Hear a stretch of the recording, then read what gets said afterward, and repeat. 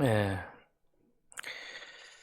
예, 우리 몸의 기관은 특별히 이 청각 경우에는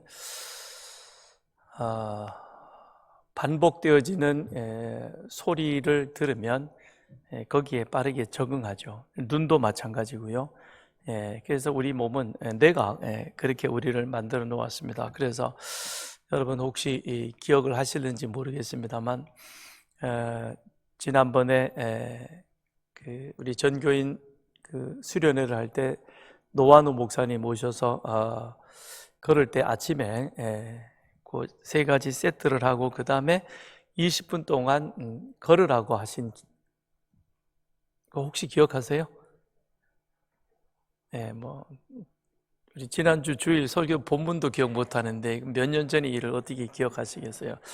고맙습니다. 눈은 한 15도 정도로 이렇게 좀 높여가지고 여기 이제 잠옷실 예수미를 보면서 반가 그렇게 하고 발목으로 걷지 말고 무릎으로 걸으라 그랬죠. 무릎을 이렇게 당겨가지고 그렇게 걷는 것은 20분 동안 걷는 것은 운동하는 것이 아니다. 뇌를 우리 뇌를 그렇게 말하자면 의식화시키는 거죠.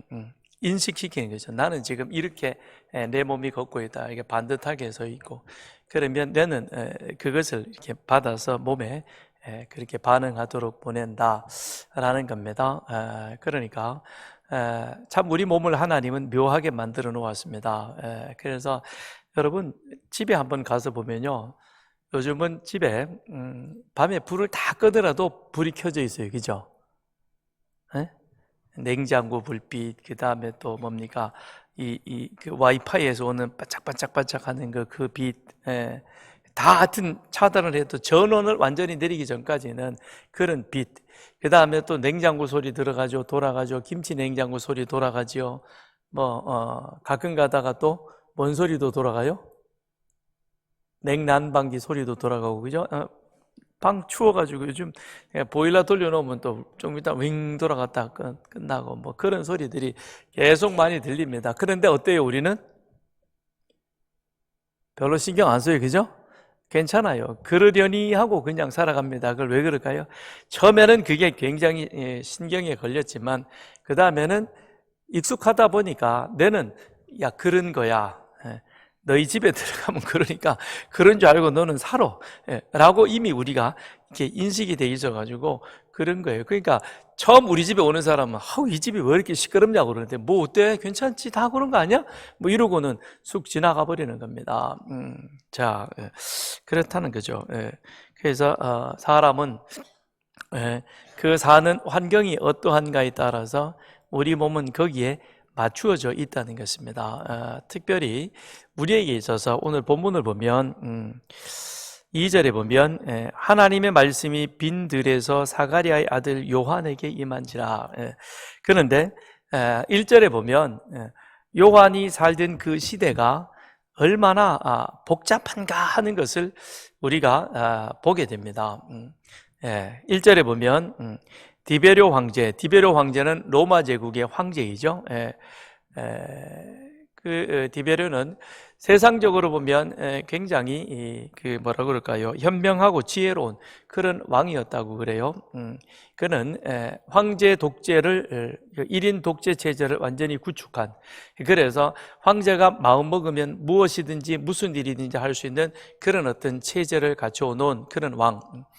그 이전에는 로마는 원로원 정치를 했었죠. 그래서 원로원의 그 설득을 시켜야 되고 그 다음에 원로원들이 같이 합의를 해줘야 그래야 이게 뭔가 법을 만들어서 할 수 있었는데, 그런데 이 디베로 때 와서는 이 원로원을 완전히 거수기로 만들어 버렸어요.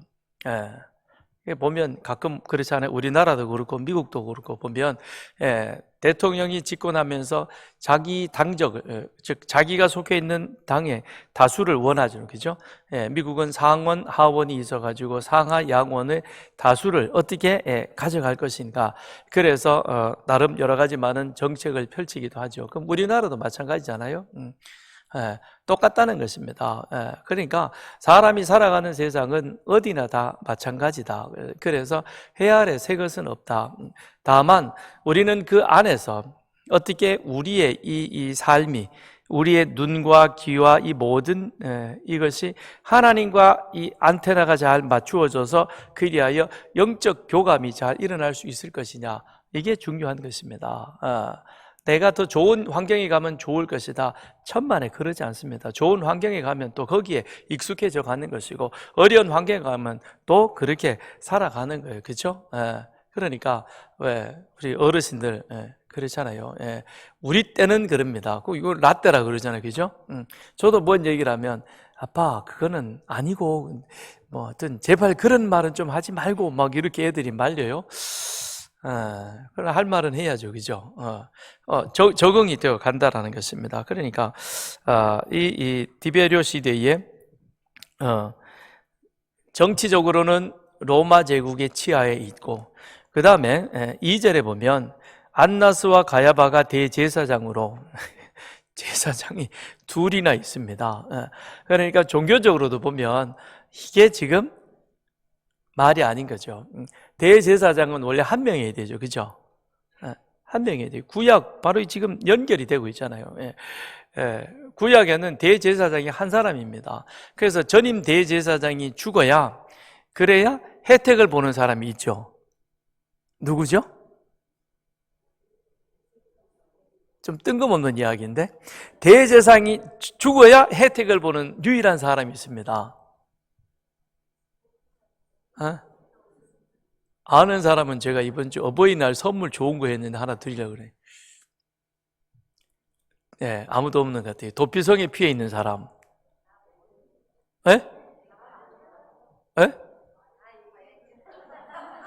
안 들렸는데, 나이들은? 크게 얘기해야지. 그랬어요?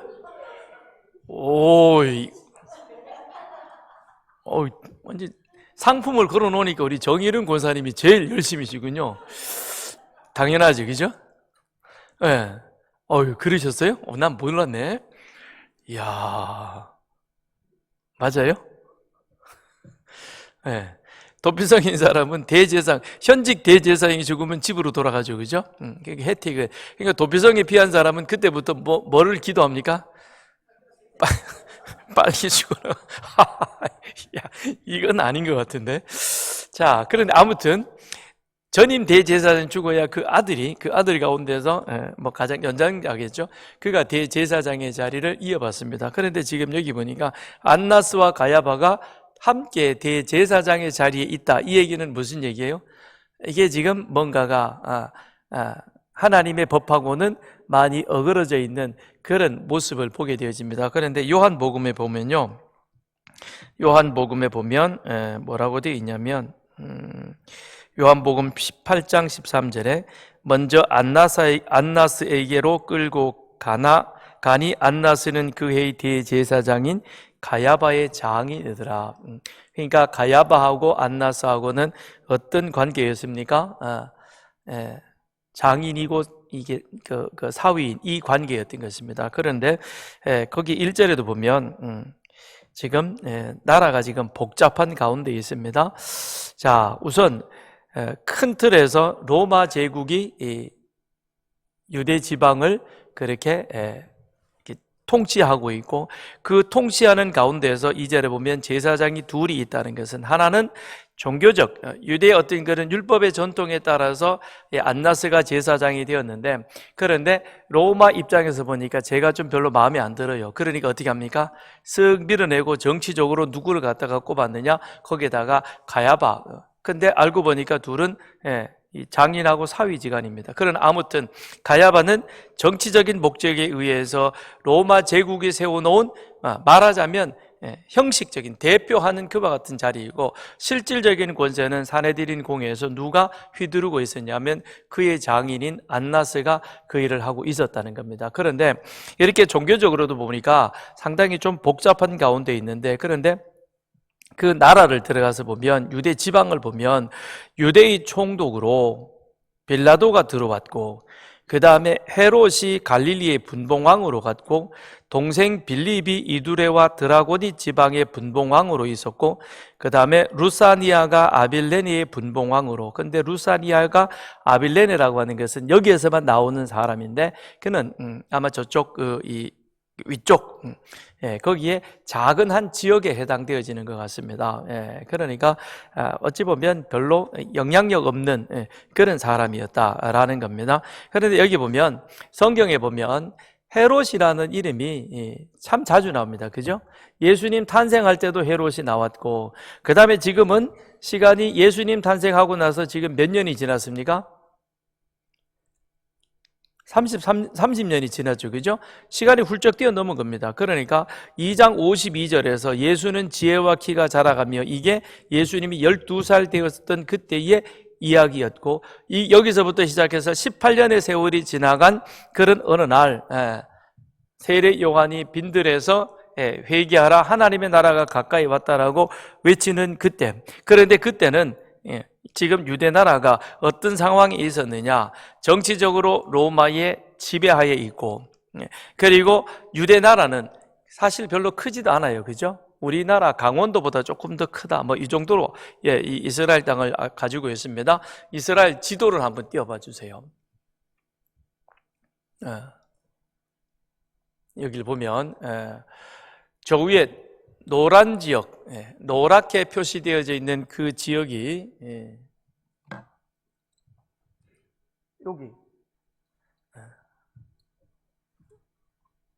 여기랑 그 다음에 여기랑 여기 세 부분이죠.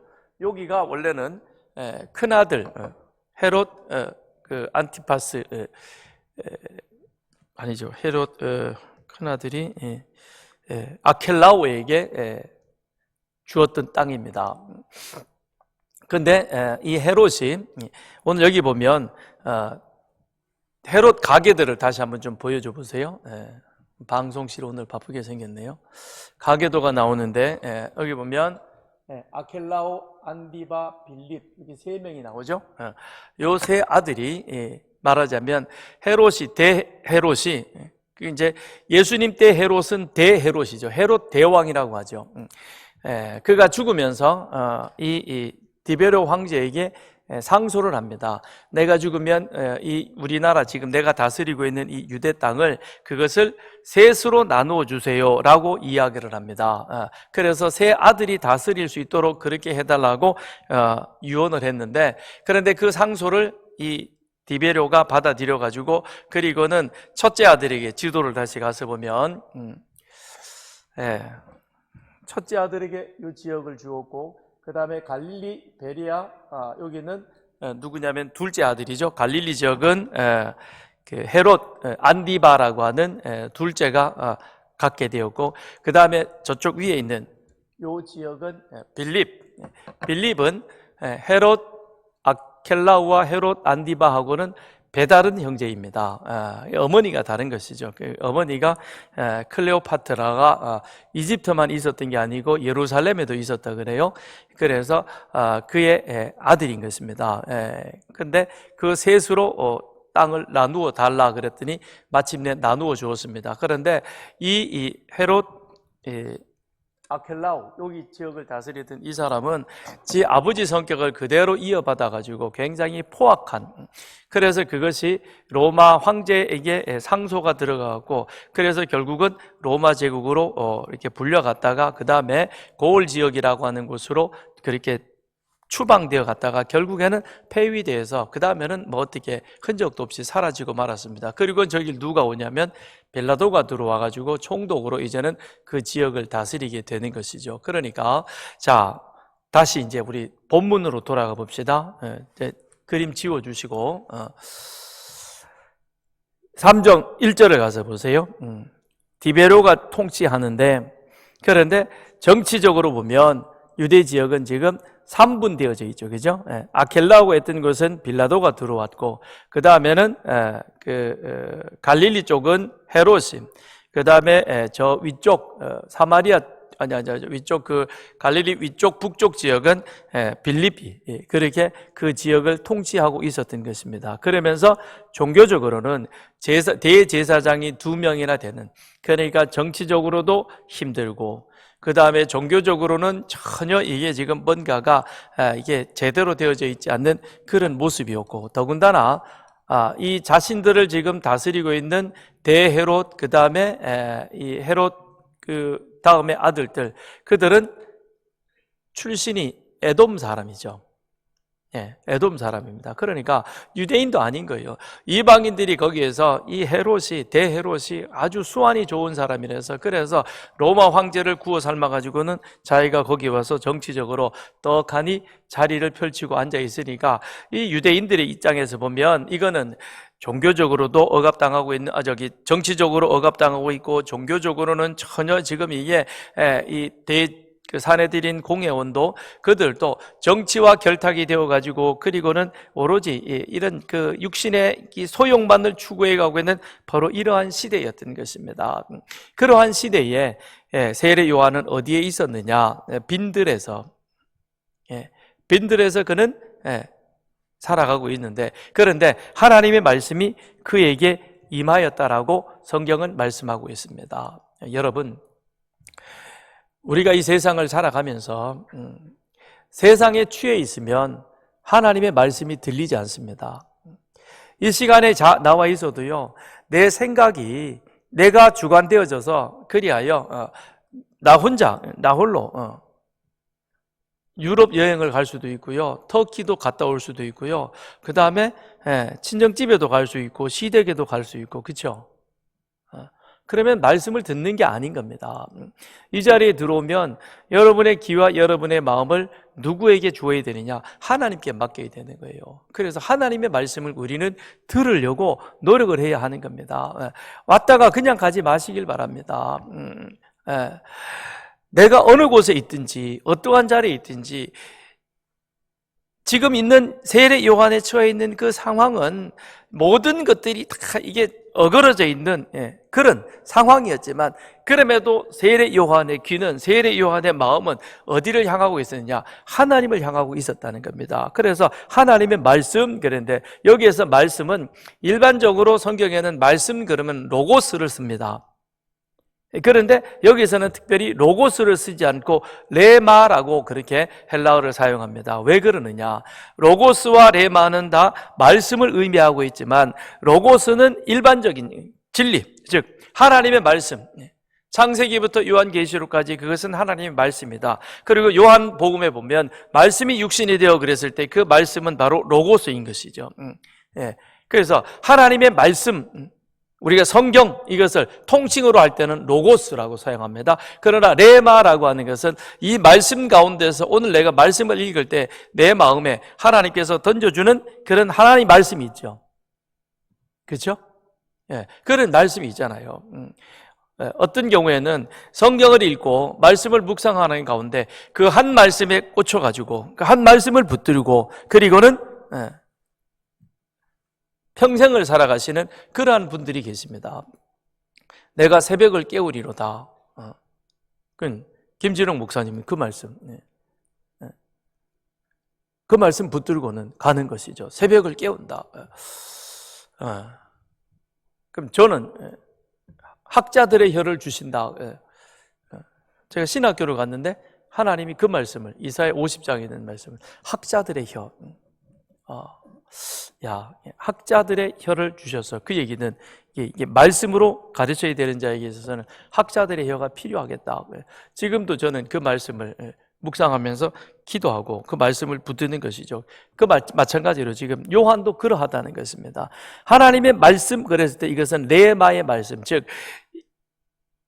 구약에 기록되어 있는 율법과 선지서의 말씀 그 가운데에서 하나님은 이제 세례 요한을 예수보다 먼저 앞장세워서 그의 길을 준비하고 예비하게 하고, 사람들로 하여금 말씀을 들을 수 있는 마음의 자세를 준비하게 하는 그 자로서 하나님은 그를 사용하실 터인데, 그런데 빈들에 있는 그에게 하나님께서는 그와 같은 말씀으로 말씀하셔서 요한을 그 자리에서 세워서 그리하여 예수의 길을, 메시아의 길을 준비하는 자로 세워주셨다는 것입니다. 그래서 16절에 보면 요한이 모든 사람에게 대답하여 이르되 나는 물론 너희에게 세례를 베풀거니와 나보다 능력이 많으신 이가 오시나니 나는 그의 신발끈을 풀기로 감당하지 못하겠노라. 그는 성령과 불로 너희에게 세례를 주노라 라고 말씀합니다. 그 얘기는 사람들이 당신이 그리스도이냐 메시아이냐라고 물었을 때 거기에 대해서 세례 요한은 분명하게 아니 나는 그분의 앞길을 예비하는 자, 길을 곧게 하는 자일 뿐인 것이다 라는 것이죠. 말하자면 딱 맞는 비유는 아닙니다만 그러니까 오늘 수요 예배를 오셨다 그러면 예배를 드릴 때 안내하시는 분이나 차량 운행하는 분이나 그 다음에 앞에서 기도하는 또 찬양 이 앞에서 인도하는 이 모든 것들이 다 무엇이냐? 말씀이 들어갈 길을 예비하는 자리인 것입니다. 말씀이 들어갈 길을. 그래서 기도하며 찬양하며 심지어는 차량 운행하는 그 가운데서도 마음이 다치지 않아야 이 자리에 와서 은혜가 되죠, 그죠? 그 마음이 다쳐버리면 말씀이 넘어질 수 있는 것이죠. 그래서 오는 길도 준비하는 길도 참 중요하다. 그래서 주일은 토요일 오후부터 준비되어야 되는 것이고 토요일 오후 늦게까지 그냥 싸돌아 다니다가 주일날 오면 졸리고 힘들고 어렵죠, 그죠? 그러면 안 되는 거죠. 그래서 수요일도 마찬가지죠.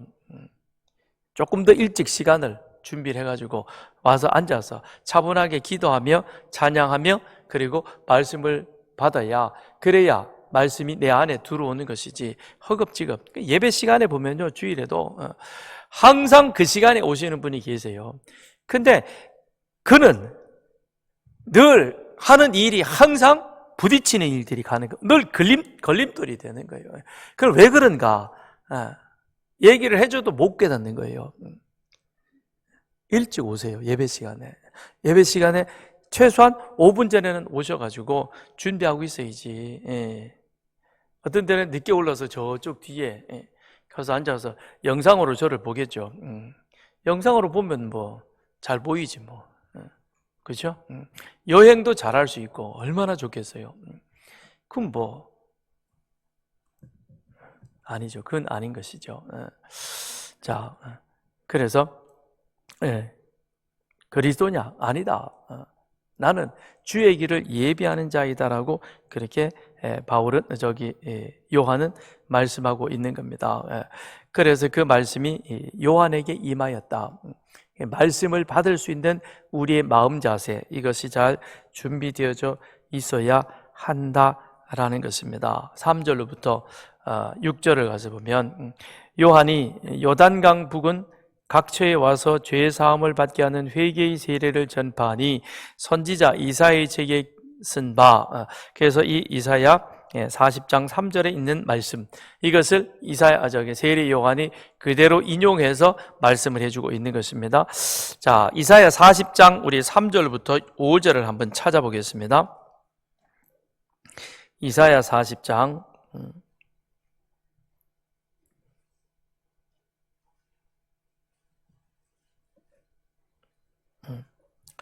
이사야 40장 3절에서부터 5절까지 찾으셨죠? 시작. 외치는 자의 소리여 이르되 너희는 광야에서 여호와의 길을 예비하라. 사막에서 우리 하나님의 대로를 평탄하게 하라. 골짜기마다 도두어지며 산마다 언덕마다 낮아지며 고르지 아니한 곳이 평탄하게 되며 험한 곳이 평지가 될 것이요 여호와의 영광이 나타나고 모든 육체가 그것을 함께 보리라. 이는 여호와의 입이 말씀하셨느니라.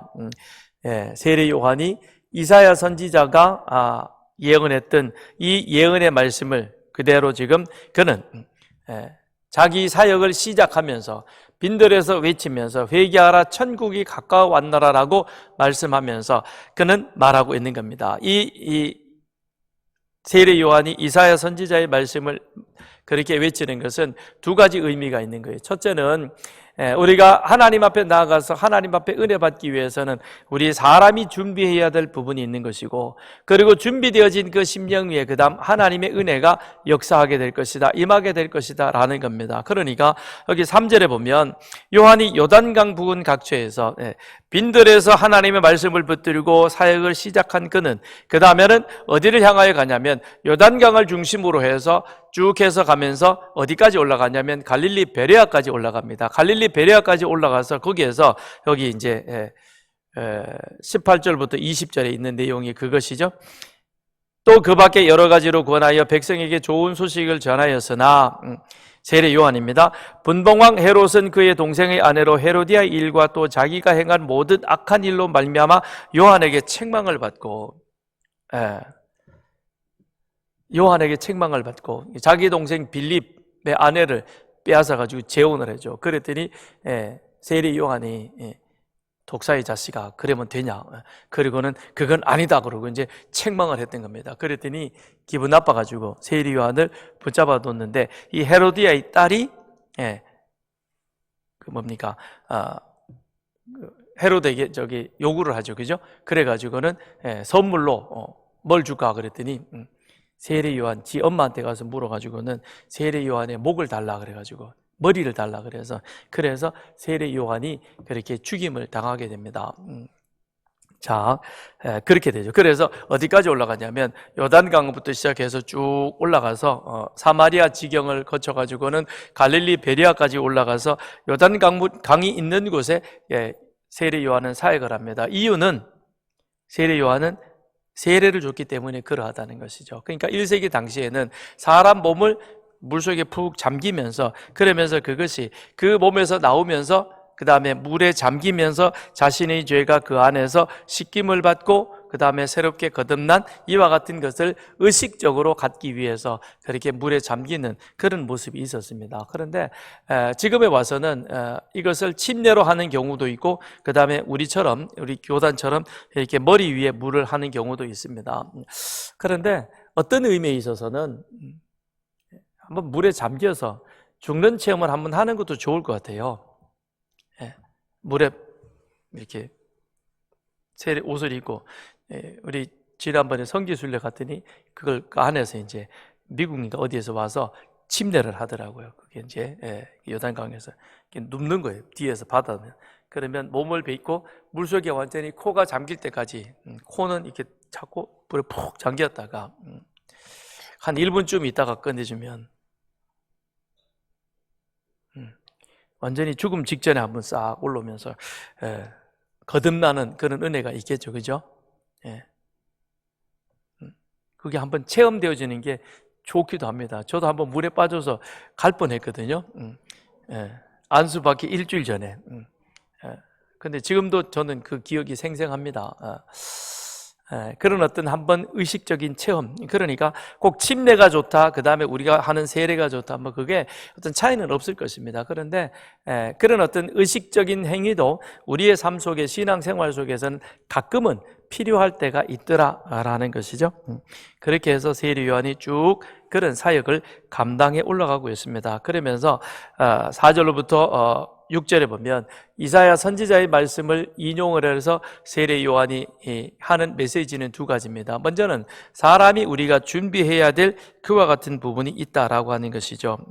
사람이 준비해야 한다. 그것은 무엇이냐? 회개인 것이죠. 그래서 회개의 세례를 전파하며 너희는 주의 길을 준비하라, 오실 길을 곧게 하라. 그리고 5절이 그것을 좀 더 잘 설명해서 산을 낮추고 고를 높여가지고 우리 마음이 주님이 들어오시기에 합당한 그와 같은 모습으로 갖추어 놓아야 한다는 것입니다. 즉 우리 자신이 하나님 앞에 은혜 받기 위해서 갖추어진, 준비되어진 그런 모습으로 들어와야만, 그래야 이 떨어지는 말씀이 그것이 나에게 은혜가 되는 겁니다. 성경 공부도 마찬가지고요. 그다음 예배 시간에도 그러고요. 어디나 다 똑같은 겁니다. 겸손할 때 하나님의 은혜가 임하게 되어지는 겁니다. 교만하면 절대 은혜가 임할 수 없는 겁니다. 어느 목사님은 설교를 잘하고 천만에요. 내 마음밭이 갖추어져 있으면 이 성경이 모든 말씀이 다 은혜 있는 말씀이요, 다 좋은 말씀이지. 다만 전하는 기술의 방법에 있어서 이것이 조금 말이 어두운 경우도 있겠고 뭐 이런 것도 있겠죠, 그죠?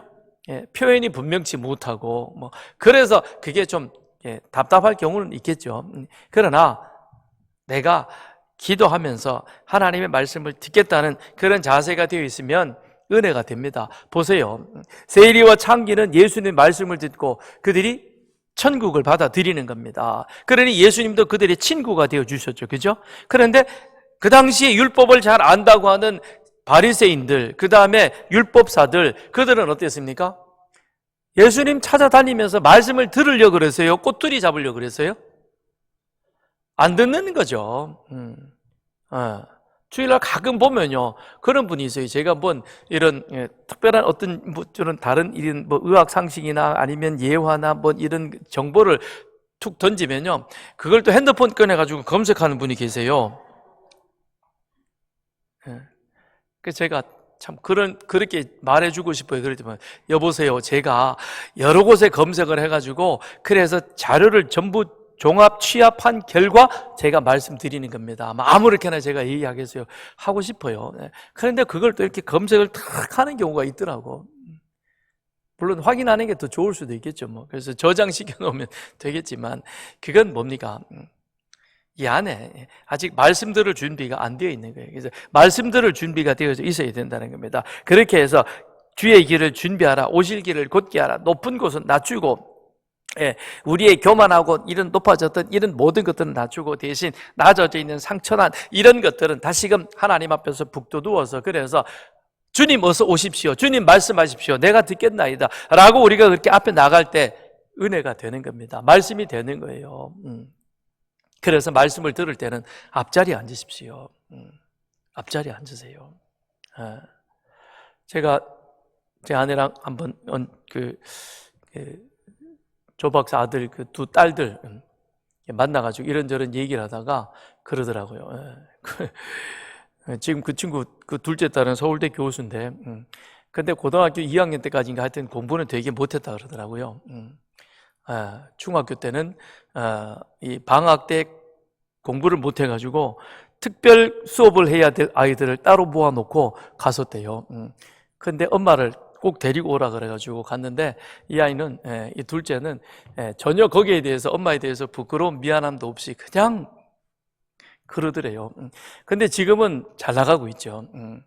근데 이제 얘가 자기 언니는 공부를 아주 진짜 모범생인 거의 수재 같은 사람인데 그 지도 이제 대학을 가야 되겠다 생각을 하고는 그리고는 자기 컴퓨터 화면에다가 영국 그 저기 뭡니까 UC 이 대학 그를 펼쳐놓고 그리고는 물었대요. 언니한테. 언니 어떻게 하면 나도 공부 잘할 수 있어? 어떻게 하면 나도 시험 잘 볼 수 있어? 그랬더니 언니가 제일 먼저 한 말이 수업 시간에 맨 앞에 앉아 그러더래요. 보니까 지금까지는 제일 뒤에 앉았대요. 맨 뒤에 앉아가지고 애들하고 장난치고 놀고 막 그러려고 했는데 그래서 그 말 듣고는 그때부터는 맨 앞에 앉았대요. 맨 앞에 앉으니까 선생님 강의가 그렇게 잘 들어오더래요. 그랬더니 실력도 쑥쑥 자라가더래요. 그러니까 집에서는 아무도 얘가 대학을 가리라고 생각도 안 했는데 대학을 들어갔대요. 앞자리에 앉으면 은혜가 넘쳐요. 일찍 오셔가지고 앞에 앉으세요. 앞에 앉으면 은혜가 돼요. 뒤에 앉아 있으면요, 이것저것 보이는 거 많죠, 그죠? 여러분 이런 얘기 싫어하죠, 그죠? 근데 지금 세례 요한이 지금 이 얘기를 하고 있는 거예요. 회개하라. 그 얘기는 무슨 얘기입니까? 우리는 교회에 오면 내가 듣고 싶은 얘기만 듣고 싶어 해요. 그런데 성경에는 보면 우리 듣고 싶은 얘기만 있습니까? 그렇지 않아요. 말씀을 펼쳐놓고 보면 전부 우리한테 찔림이 되는 얘기입니다. 찔림이 되는 말씀인 게. 그런데 그 말씀을 듣고 그 말씀을 내 안에서 받아들이고 그 말씀을 내가 묵상할 때 그때 그게 내 영적으로 강건해지고 힘이 있어지고 능력 있게 되어지는 겁니다. 축복 받으십시오. 세상에서 복 받고 잘 되고 그리고 죽어선 천국 가세요. 그게 어디 성경에 어디 그런 게 있던가? 하나님 말씀대로 살아야 그래야 우리가 세상에서 그리스도의 영광을 드러내는 것이고 이미 우리는 예수 그리스도를 믿음으로 말미암아 우리 안에 하나님 나라가 임한, 하나님의 다스림이 임한, 그 하나님의 다스림이란 다르게 표현하면 이 땅에서 이미 우리는 하나님의 천국 백성으로 그렇게 살아가야 한다는 것입니다. 그러니 말과 행실과 삶이 달라져야 하는 것이죠. 그렇게 준비하면, 그러면 하나님은 그 길을 실제로 오셔서 그리하여 6절에 모든 육체가 하나님이 구원하심을 보리라. 구원은 우리가 아무리 노력하고 애쓴다고 해서 우리 스스로 되어지는 구원은 아닌 것입니다. 그래서 자력 구원은 없는 겁니다.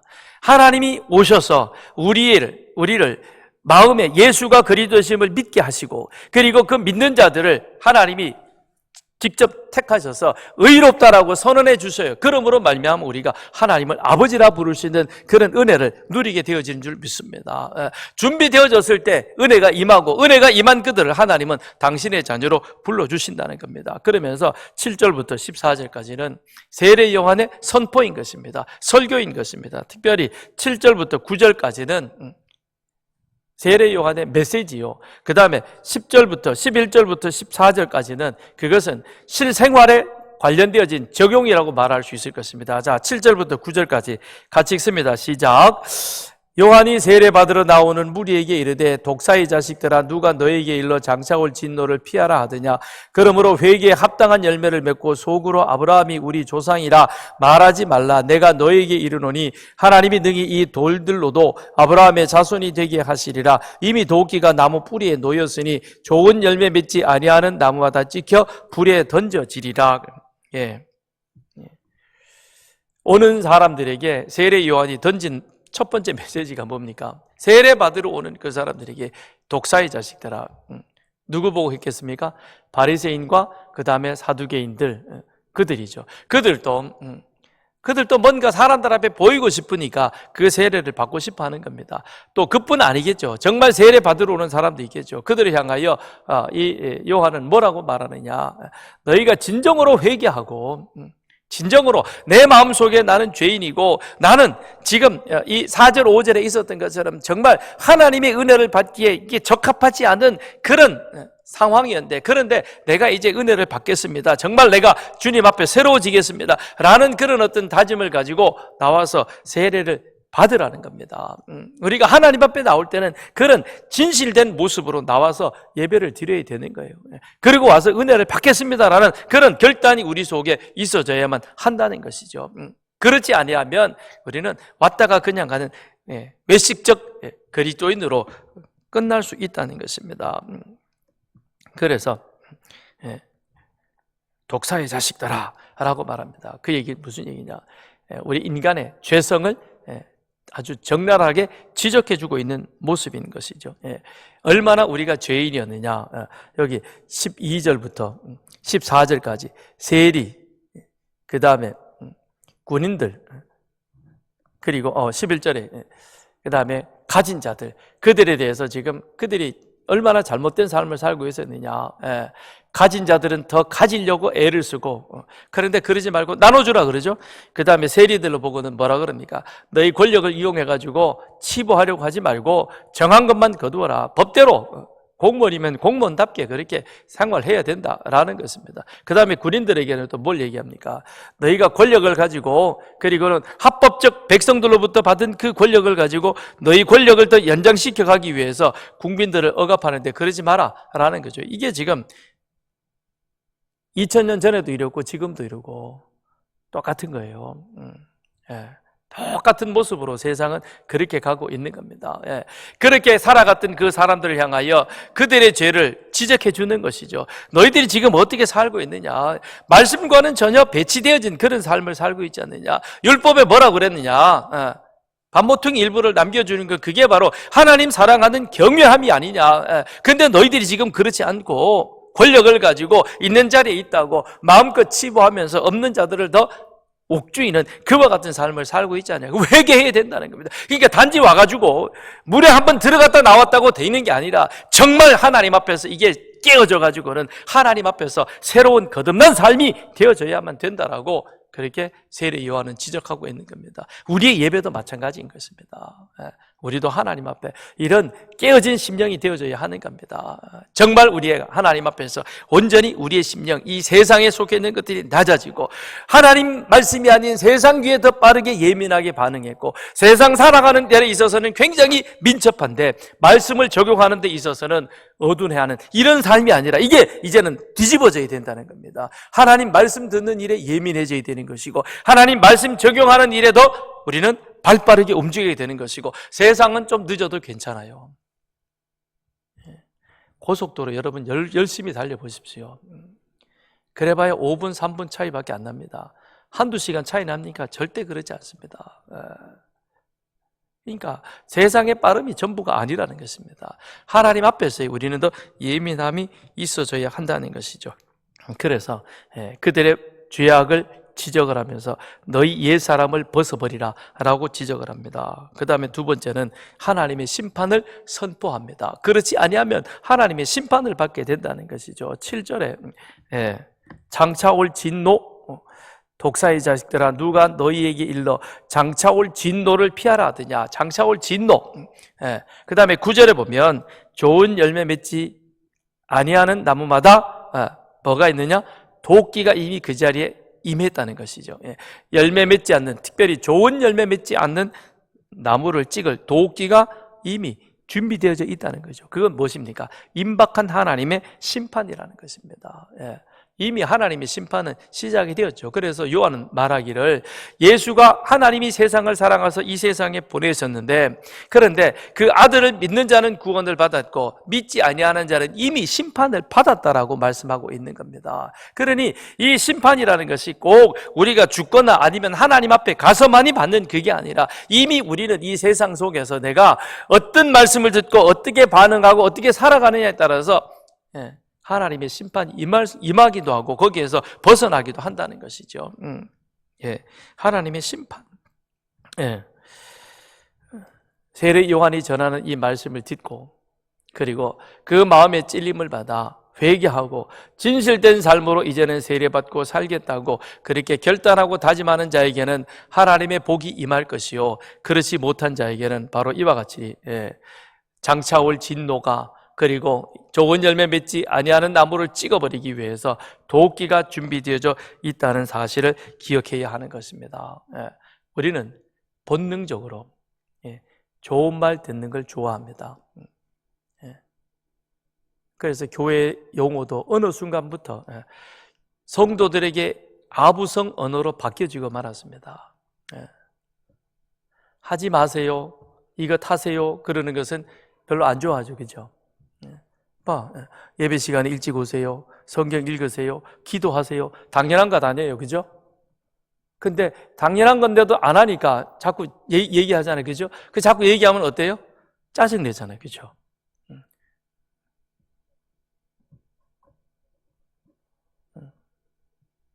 오래 하면 타협하기 때문에 안 되는데 어차피 나는 얼마 안 남았으니까 하고 싶은 말 다 할 거예요. 진짜 성경 읽으세요. 그렇죠? 똑바른 말 아닙니까? 제가 틀린 얘기합니까? 저는 올해부터 또 성경을 다른 방식으로 또 읽고 있습니다.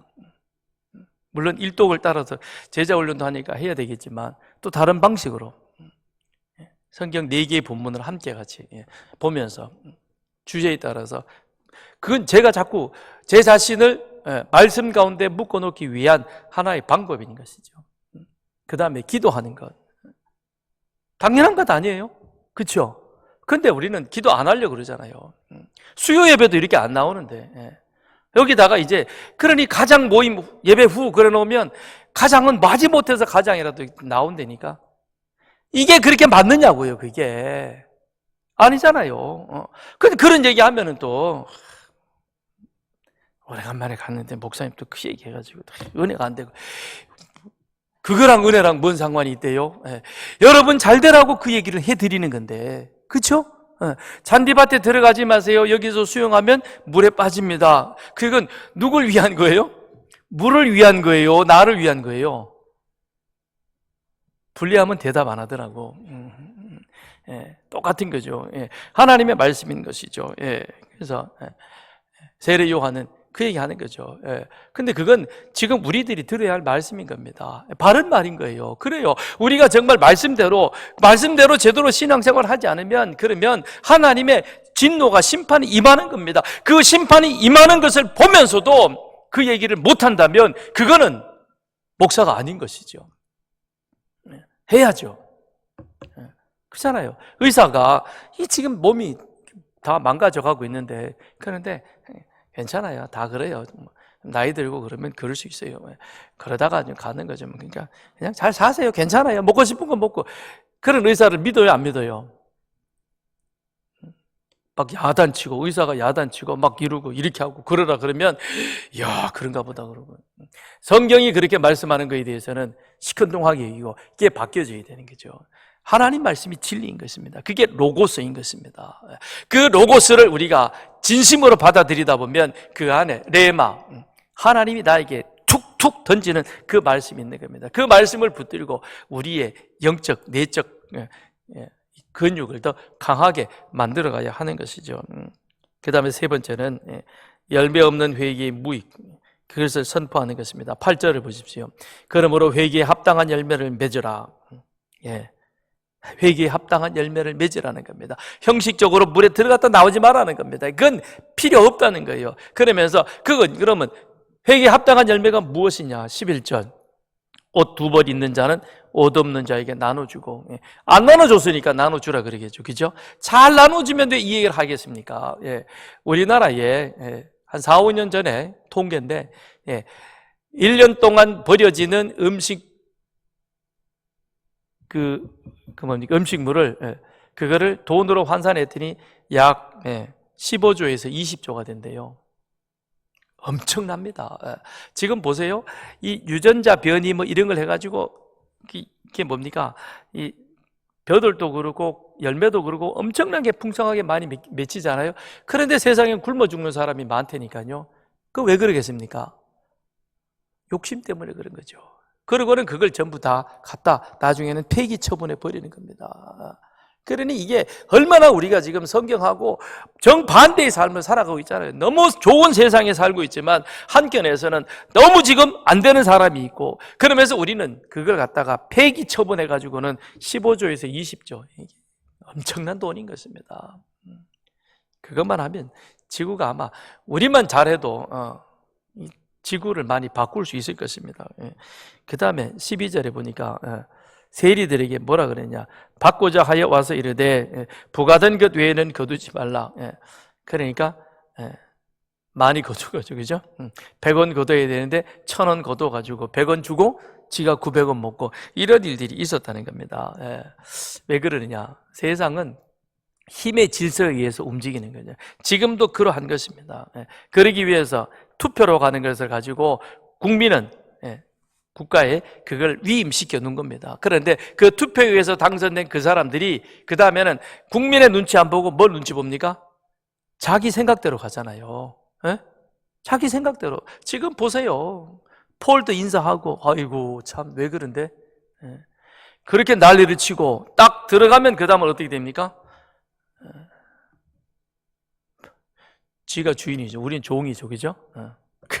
그렇게 되는 거죠. 그래서 국민은 권력을 우리의 안전과 우리의 경제와 우리의 모든 삶을 위해서 당신에게 이 권력을 위임해 주겠습니다. 그런데 위임받은 권력자들은 그걸 가지고 그 다음에는 국민의 안전과 국가의 유익을 위해서 사는 것이 아니라 오로지 자기 자신 한 사람만 위해서 사는 겁니다. 그렇기 때문에 우리는 국가를 위해서 기도해야 되고 권력자를 위해서 기도해야 되고, 그리고 특별히 선거할 때 진짜 하나님 앞에 기도하면서 잘 뽑으셔야 되는 겁니다. 이쪽 저쪽이 아니고 하나님의 말씀에 따라서 과연 바르게 할 사람이 누구인가라는 것이죠. 그 다음에 군인들에 와가지고는 뭐라 그러느냐? 강탈하지 말라 그럽니다. 강탈하지 말라. 권력을, 힘을 가지고 그렇게 하지 말라는 것이죠. 안타까운 것은 한국 교회가 몇몇 목사들이 그런 짓을 합니다. 권력 편에 붙어가지고 그렇게 자리를 보존하려고 하는 분들이 있습니다. 그건 아닌 거예요. 목사는 하나님의 말씀 앞에 부끄럽지 않는 삶을 그리고 메시지를 전해야 하는 것입니다. 권력편에 붙어가지고 그래봐야 4년이에요. 뭐 하려고 그럽니까? 하나님은 영원하신데 영원한 하나님 앞에 우리는 바르게 서야 한다는 것이죠.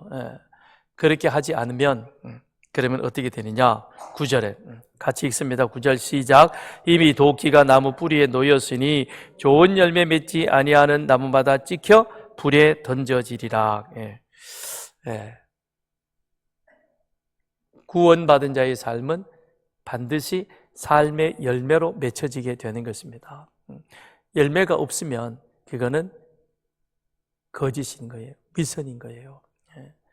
우리의 삶은, 믿음은, 말씀은, 믿음은 살아있는 것이기 때문에 살아있는 것은 반드시 무엇으로 증명이 되어지느냐?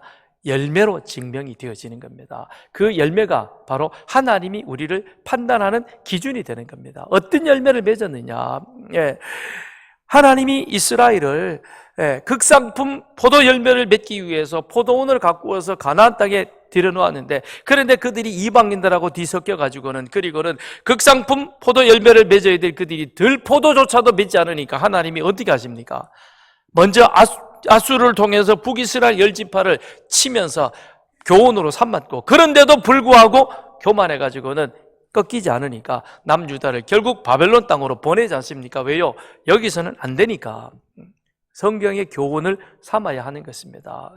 그래서 우리는 말씀 앞에서 더 예민해져야 하는 것입니다. 그래서 우리는 하나님 앞에 좋은 열매 맺는 자가 되어야 할 것입니다. 이 시간 우리 같이 기도하겠습니다. 기도할 때 하나님, 형식적인 신앙이 아니라 말만 높이는 신앙인이 아니라 정말 하나님 앞에서 열매 맺는, 하나님이 원하시는 극상품 열매를 맺어갈 수 있는 그런 믿음의 사람 되게 주님 저를 도와주시옵소서. 그렇게 살아갈 수 있는 우리 서산교회가 되고, 그렇게 해서 서산을 복음화시키고 이 대한민국에서 하나님 앞에 하나님이 원하시는 모습대로 쓰임받는 우리 교회가 되게 하여 주옵소서. 우리 주님 한번 부르짖고 기도합니다.